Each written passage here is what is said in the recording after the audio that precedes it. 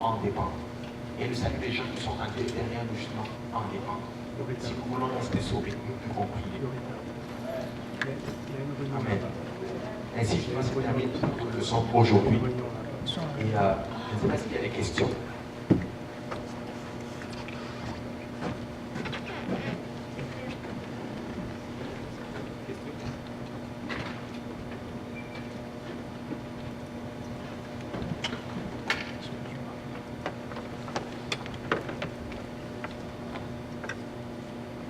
Moi, ma question, c'était dans Romains 8, 27. En fait, quand la Bible dit que, en fait, quand on prie par l'Esprit, en fait, on intercède pour les saints. Je voulais savoir les saints, ce que ça représente. Juste, est-ce que c'est juste ceux qui sont déjà sauvés ou si tu peux intercéder aussi pour ta famille en même temps? Amen.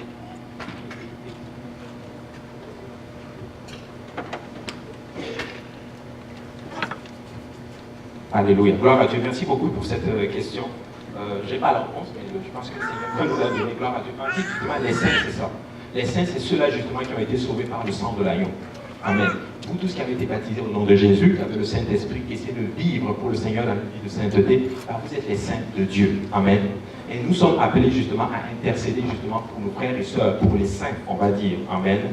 Et ça, c'est de part et d'autre. Mais ça ne veut pas dire que tu ne peux pas intercéder non plus pour ta famille. Parce que comme tu prends justement le Éphésiens 6, 18, nous dit justement de faire toutes sortes de prières par l'Esprit.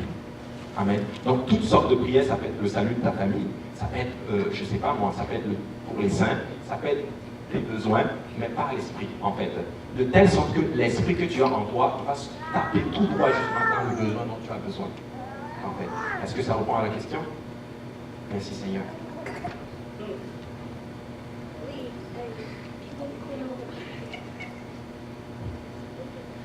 c'est que quand la Bible dit comme confesser vos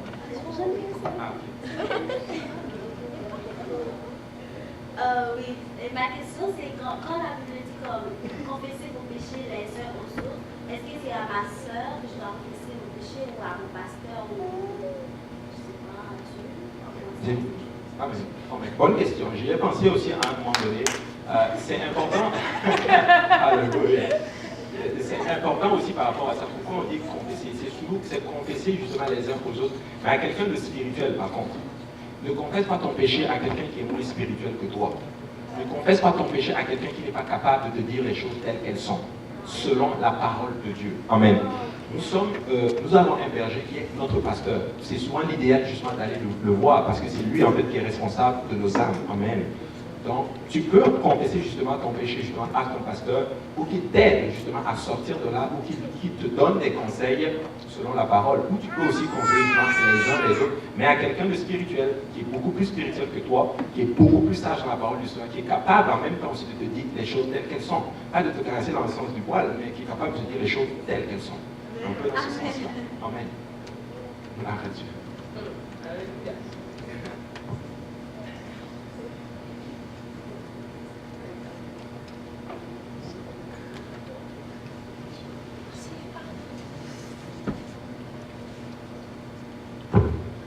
Vous avez dit qu'il faut couper certaines affinités. Qu'est-ce que vous voulez dire par là?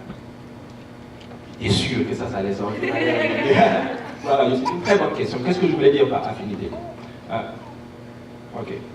Bon, je vais me permettre de dire ceci. Bon, souvent le pasteur va me tirer les oreilles, mais oui, je laisserai si je vous en mais voilà ce que je voulais dire par là. Nous grandissons beaucoup. Amen.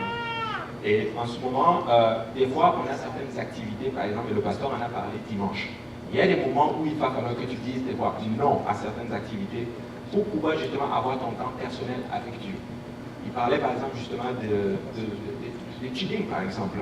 C'est bon le chilling, mais des fois, il faut que tu sois capable de te dire, ok, ça en ce moment, ça ne peut pas justement m'aider dans ma croissance personnelle dans le Seigneur. Il faut que tu te coupes pour justement rentrer dans ta relation personnelle avec le Seigneur.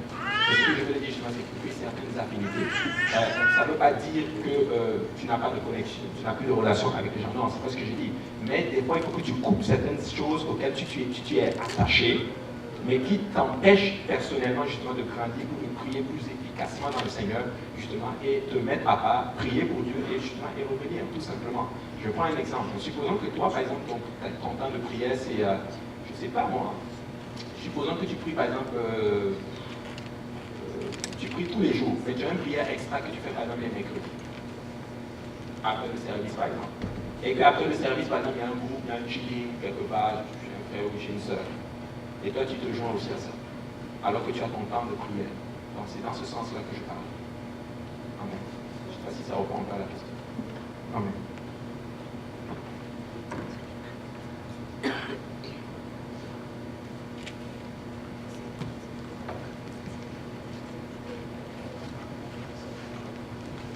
J'ai pas compris les outils et les paroles, j'ai pas compris la question ça. Les vaines paroles, amen, amen, amen. Effectivement, le Seigneur dit justement, ne multipliez pas de vaines paroles. Ça ne veut pas dire quand tu répètes une chose, c'est pas ce que ça veut dire. Ça veut dire de prier, en fait, ce qui vraiment n'est pas dans la volonté du Seigneur, en fait, tout simplement. C'est les paroles vaines. Parce que des fois, nous prions pour des choses que Dieu a déjà dit non. Ou nous prions même des fois pour certaines choses que Dieu a déjà dit oui. Amen. Par exemple, prenons l'exemple par exemple du Saint-Esprit, maman. Nous prions pour le Saint-Esprit des fois, amen. Mais il y a certaines personnes, le Saint-Esprit est déjà donné. Il suffit juste que tu le prennes. Il suffit juste que tu entres dans l'adoration, que tu te perds dans l'adoration et que tu parles dans d'autres langues. Mais des fois, c'est qu'il faut prier, il faut essayer de parler, donner. C'est des vaines paroles. Dans le sens où, dans le fond, tu n'es pas encore, Dieu l'a déjà fait, amen. Voyez-vous, il l'a déjà fait, c'est dans ce sens-là. Mais des vaines paroles, ça ne veut pas dire que tu ne peux pas répéter la chose, genre, Seigneur, je prie, je veux le salut de ma famille. Non, c'est dans le sens, c'est prier hors de la volonté de Dieu. Amen. C'est prier hors de la volonté de Dieu. Je ne peux pas prier pour quelque chose que le Seigneur a déjà interdit, par exemple. Amen. Par exemple, je ne veux pas prier, par exemple, en demandant, Seigneur, s'il te plaît, révèle-moi, est-ce que c'est bon de boire de l'alcool, s'il te plaît, révèle-moi, parle-moi. Non, c'est écrit dans sa parole que c'est pas bon. Amen. Je ne sais pas, est-ce que ça répond à la question, maman? Voilà, Jésus.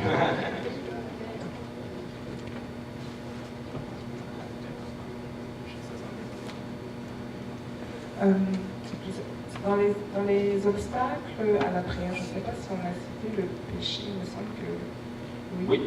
Voilà. Et en fait, je voulais savoir, ça arrive quand même de pécher. Okay? Du coup, quand on dit que le péché c'est un obstacle à la prière, je veux savoir, genre, un peu de quelle façon, en tout cas, genre, ça bloque les prières, du moins, genre, Dieu ne t'entend plus. Qu'est-ce que c'est? Bonne question. En fait, c'est peut-être moi qui me suis mal exprimé. Quand je parlais justement, des fois, c'est un peu les sentiments de culpabilité et de découragement, des fois, lorsque nous avons fait quelque chose pour pécher, si on peut utiliser le terme, effectivement. Mais quand je disais ceci, c'est que des fois, lorsque nous avons péché, il y a comme un sentiment de culpabilité qui entre en nous. Et des fois, nous n'avons pas envie, on n'a pas envie d'aller dans la présence du Seigneur. Des fois, il y a certaines personnes qui ne veulent même pas venir à l'église, tout simplement parce qu'ils viennent une vie de péché, si on peut le dire comme ça. Ça arrive. Mais justement, ce n'est pas ça qui doit nous empêcher, justement. Et ça, c'est un sentiment de culpabilité, justement, que l'ennemi met en nous. Même si j'ai fait quoi que ce soit de mauvais qui ne plaît pas à Dieu, ça ne va pas m'empêcher d'aller dans la présence du Seigneur. Étudiez, par exemple, l'histoire d'Akab. Akab était un roi complètement déchu. Il avait toutes sortes d'abominations que vous pouvez imaginer. Mais lorsque le Seigneur a donné la parole à travers son prophète, il va lui dire qu'il va payer pour ses actes. La Bible déclare qu'il s'est humilié à Dieu, il a prié à Dieu, de telle sorte que le Seigneur a donné une parole au prophète en lui disant, est-ce que tu as vu mon serviteur, comment il s'est humilié devant moi?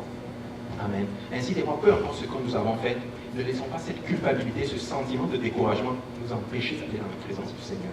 Amen. Peu importe ce que j'ai fait, je peux quand même aller dans sa présence. Amen. Il a dit dans Ésaïe, plaidons.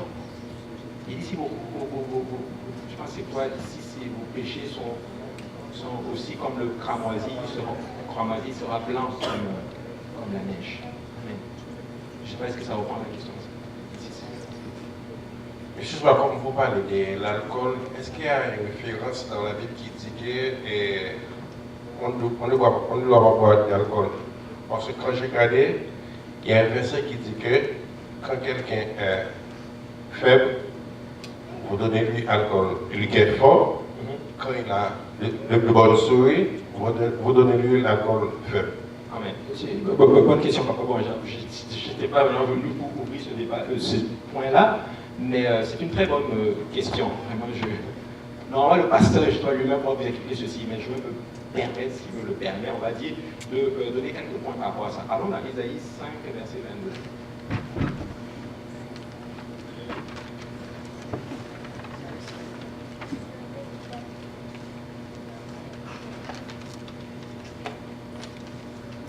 Il dit malheur. Amen. Bon, commençons à partir du verset 21.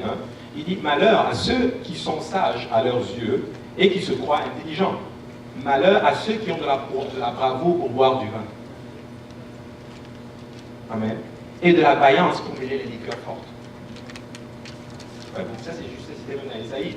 Maintenant, justement, le passage dont le frère, justement, en parlait, justement, effectivement, où Paul avait exhorté Timothée à faire un peu de vin. Amen. À prendre un peu de vin. Parce que Timothée avait un problème d'estomac. Amen. Et à l'époque, leur science n'était pas aussi développée qu'aujourd'hui, justement, et où, du moins, la liqueur peut être utilisée, du moins, le vin peut être utilisé comme un remède. Voyez-vous, c'est comme justement dans le domaine médical aujourd'hui, pour atténuer la douleur, on va utiliser de morphine, par exemple. Est-ce que la morphine est quelque chose justement qu'on peut consommer? Non. C'est parce que justement pour atténuer un mal beaucoup plus grand, on va utiliser un mal, quelque chose de pas bon pour atténuer la douleur. C'est vraiment pour les fins de santé. Amen. Ainsi, vous pouvez même faire des études concernant du même comme que le vin. Dans le fond, le vin, le jus de raisin peut appeler le vin. On peut l'appeler vin. C'est du jus de raisin non fermenté. Et on l'appelle vin aussi, voyez-vous. En fait, le produit de la vigne. Et justement, le vin, dans le fond, le jus de raisin, le produit de la vigne, qui n'est pas fermenté, produit le même effet que le vin alcoolisé. Comprenez? Donc, il faut comprendre le contexte dans lequel, justement, l'apôtre disait, justement, à son fils spirituel, qui est Timothée, ne fais usage du vin pour soigner ton problème d'estomac. Parce qu'il était vraiment malade. Voyez-vous? C'est un peu dans ce sens. Je ne sais pas si ça répond à votre question. Un peu, le pasteur pourrait justement plus apporter plus d'éclaircissement là-dessus. Bon. Gloire à Dieu.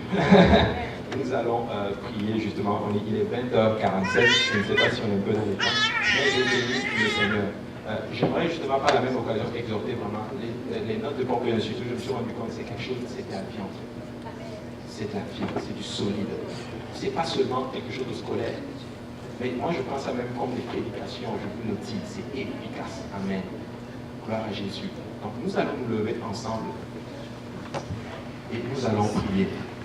Nous allons demander au Seigneur de bâtir notre vie de prière. Nous allons demander au Seigneur justement d'être beaucoup plus efficace en 2015 qu'en 2014. Amen. Prions Dieu. Éternel Dieu de gloire, nous te bénissons. Je te prie, Seigneur, parce que tu as été bon, parce que nous avons senti ton esprit qui a bougé encore dans ces lieux, Seigneur. Je prie, ô Dieu de gloire, Seigneur, que tu viennes, papa, encore reconforter mon frère et ma soeur, Seigneur, et moi-même, Seigneur, justement, dans notre relation intime avec toi, Seigneur Jésus-Christ. Nous voulons plus que jamais être proches de toi, Seigneur Jésus-Christ. Nous voulons, papa, être des gens qui prient, Seigneur. Nous voulons, Seigneur Jésus, papa, impacter, Seigneur, papa, ce territoire, Seigneur, parce que par les prophéties qui ont été données, Seigneur, il a été dit, Seigneur, que tu nous donnais, Seigneur, papa, avec tes pères, Seigneur. Nous voulons prendre part, papa, nous voulons prendre part à l'œuvre que tu es en train de bâtir ici au Québec, Seigneur. Papa, fais-le pour la gloire de ton nom, Seigneur.